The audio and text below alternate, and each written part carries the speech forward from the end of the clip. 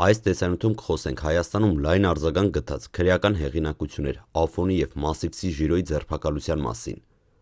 Այս դեպքը պարզ ցույց է տալիս, թե ինչպես են գործում քրեական աստիճանակարգ ունեցող խմբավորումները, ինչ կարգավիճակ ունեն դրանց ղեկավարները և ինչպիսի մեթոդներով նրանք փորձում են լուծել իրենց ֆինանսական և անձնական հարցերը։ Մինչ տեսանյութին անցնելը հիշեցնեմ, որ այս պատմությունը հիմնված է պաշտոնական քննչական հաղորդագրությունների վրա, առանց ենթադրությունների կամ զգացմունքային մեկնաբանությունների։ Քննության արդյունքում պարզվել է, որ Ռաֆայել Պետրոսյան Ալֆոն ղեկավարել է քրեական աստիճանակարգ ունեցող անձանց միավորում։ Այս խմբավորման մեջ ընդգրկված են այնպիսի անհատներ, որոնց բարձր կարգավիճակը ապահովում է իրենց ազդեցությունը ու օրենքի վերևում գտնվելու դիրքը։ Խմբավորման մեջ գործում են հիերարխիկ հարաբերություններ, ինչը նշանակում է, որ որոշ անդամների որոշումներ ուղղակիորեն ազդում են մյուսների վրա և թիմի ներսում ամեն բան վերահսկվում է ղեկավարի կողմից։ Մասնավոր վեճի պատճառով, որը կապված էր 150,000 ԱՄՆ դոլար գումարի հետ, խմբավորման անդամ ՎԲ-ն ստանձնել է լուծելու խնդիրը, սակայն չի կատարել իր պարտավորությունը։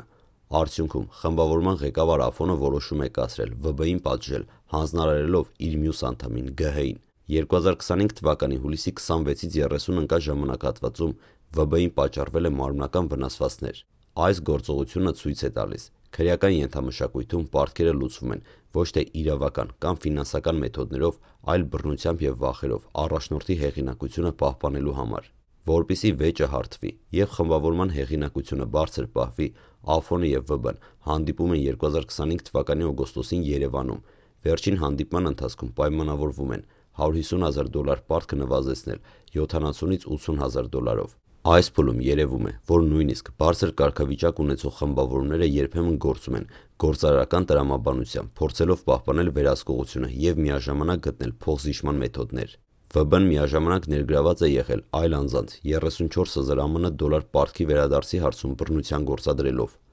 Այս իրավիճակը ցույց է տալիս, որ խմբավորման անդամները ոչ միայն կարգավորում են սեփական վեճերը, այլև միջամտում են այլ անձանց ֆինանսական գործերին, ստիպելով իրենց ենթարկել առանց օրենքի մասնակցության։ 2025 թվականի նոյեմբերի 19-ին հարուցվել է հանրային քրեական հետապնդում, իսկ նոյեմբերի 20-ին համաժամանակյա խուզարկություններ մեղադրյալների բնակարաններում և նրանց փոխկապակցված անձանց մոտ ձերբակալվել են Ռաֆայել Պետրոսյանը Ալֆոն, Պարույր Գրիգորյանը Մասիվցի Ժիրոն, ԳՀ-ն և ԱՀ-ն ՎԲ-ն։ Այս միջոցառումները նպաստում են քրեական խմբավորման գործունեության բացահայտմանը և այլ պոտենցիալ ապօրինի գործողությունների կանխարգելմանը։